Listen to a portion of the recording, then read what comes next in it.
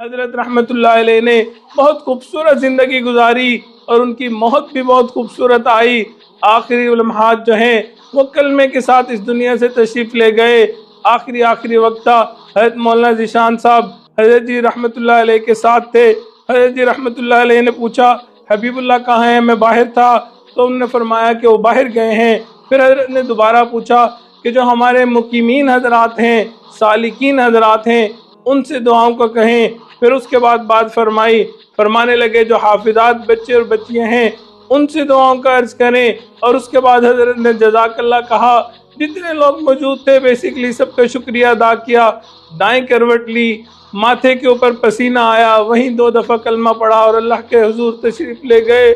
हमारे लिए बहुत सदमे का मौका है, बहुत गम की घड़ी है, लेकिन हमें चाहिए कि हमने जो हजरत ने हमें तालीमात दी हैं उनके ऊपर अमल करना है, उस रास्ते के ऊपर चलना है।